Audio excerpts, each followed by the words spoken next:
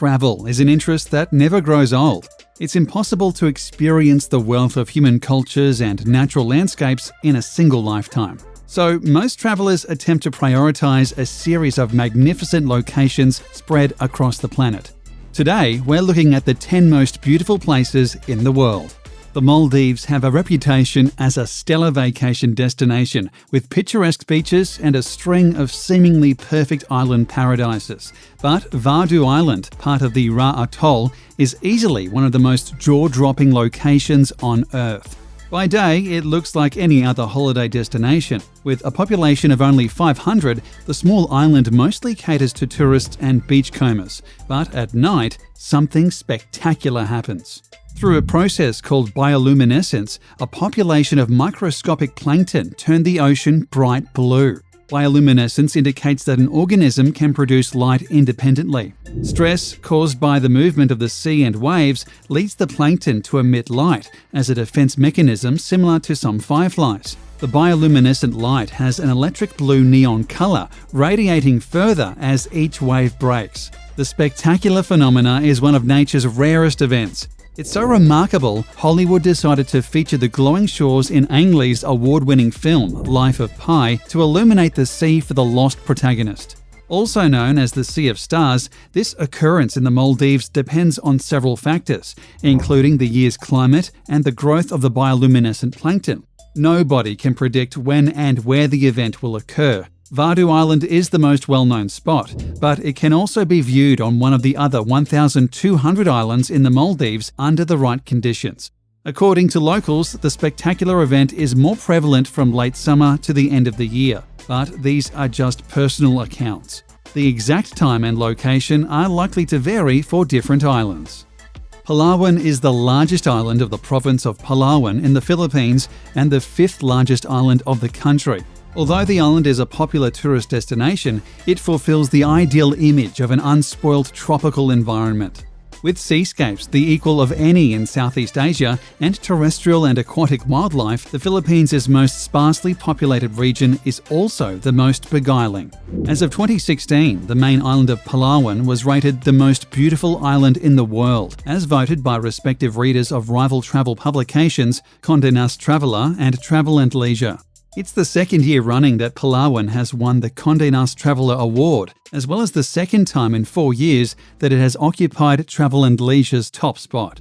Of course, there are no objective criteria to rate the best beach, but Palawan comes extremely close to perfection. It's the most biodiverse island in the Philippines. Due to amazing landscapes and high biodiversity, Palawan Island is known as the last ecological frontier of the Philippines. Environmentalists have insisted that the Philippines government place restrictions on the beach so that it can remain beautiful for generations to come.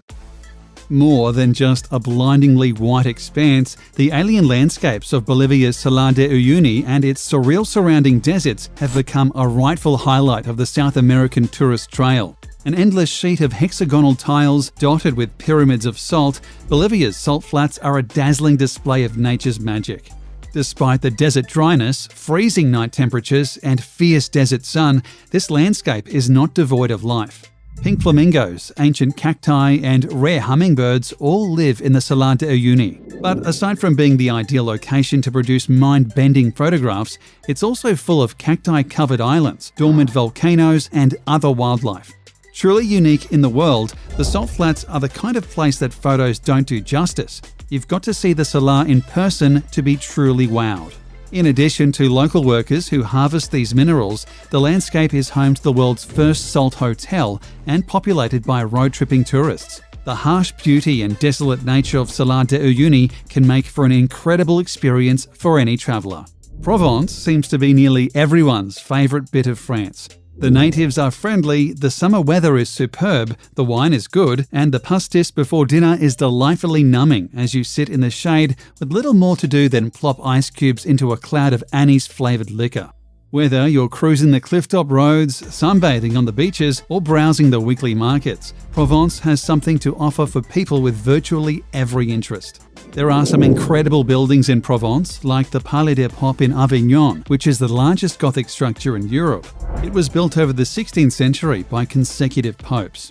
The Notre Dame de la Garde in Marseille, as well as the new Mucem building and Fort Saint-Jean, will take your breath away with their sheer scale and magnificence. And that says nothing of the natural wonders that spread across this enticing French region. The hiking trail between Marseille and Cassis is renowned for its beautiful wildflowers and delicious local products like honey and fruit. One of the planet's most awe-inspiring sights, the Iguazu Falls, are simply astounding. A visit is a jaw-dropping, visceral experience, and the power and noise of the cascades, which are a chain of hundreds of waterfalls nearly 3 kilometers in extension, live forever in the memory. An added benefit is the setting. The falls lie split between Brazil and Argentina in a large expanse of national park, much of it rainforest teeming with unique flora and fauna. Argentina's Iguazu National Park is visited by more than 1 million people every year, most staying for just a day before moving on. But it's worth a longer stay and is also a great destination for jungle beginners. If having to camp among the crawlies puts you off, you can stay in one of a handful of accessible lodges, some of them quite luxurious. The Iguazu Falls are both taller and wider than Niagara Falls. The longest drop in the Iguazu waterfall system is 269 feet, whereas Niagara Falls are only 165 feet tall. In terms of width, the Iguazu Falls are 4 times wider than Niagara Falls. The Grand Canyon is one of the most marvelous natural wonders on Earth. Most scientists believe that the Colorado River began carving the Grand Canyon about 6 million years ago, but a 2012 study contained a real shocker, suggesting that the process may have begun as far back as 70 million years.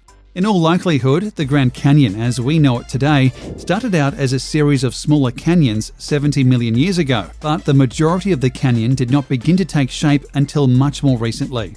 Nearly 40 identified rock layers form the Grand Canyon's walls. Because most layers are exposed through the canyon's 277-mile length, they afford the opportunity to study geological evolution through time. Stargazing in Grand Canyon is a special experience. The clarity of the night skies was recognized in summer 2019 when the park was officially designated as an International Dark Sky Park by the International Dark Sky Association.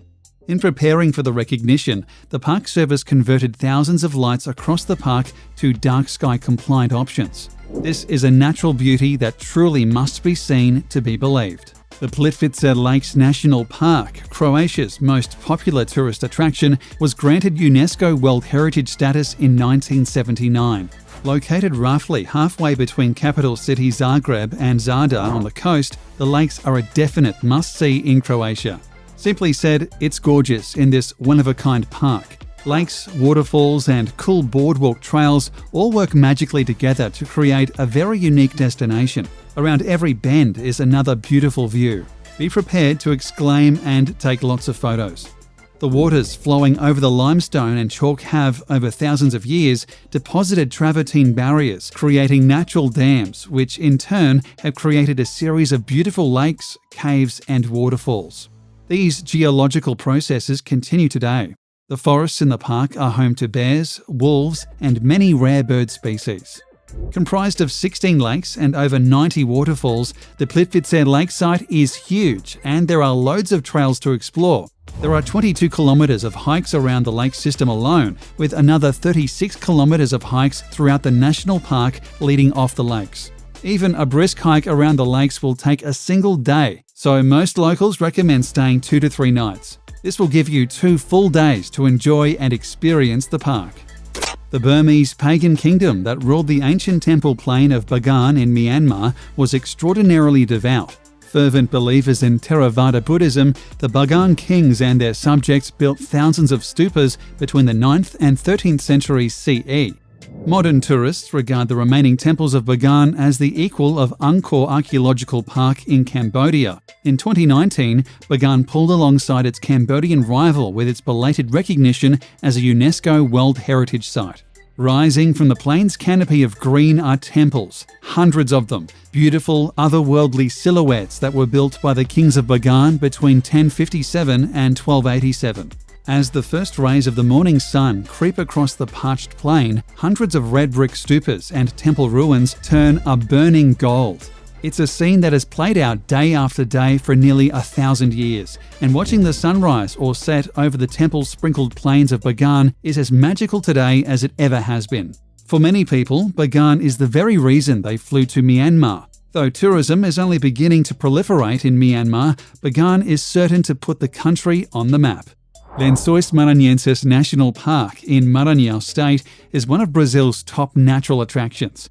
It's an ecosystem formed of white sand dunes which cover 383,000 acres and look like bedsheets, or lençóis in Portuguese, spread out on the northeastern coast. At first glance, it looks like a picture-perfect desert, miles and miles of sand with almost no vegetation. But it's not a desert. Lençóis Maranhenses gets about 47 inches of rain each year, making it too rainy to be officially considered a desert. From the months of January to June, the area is inundated with torrential rainstorms.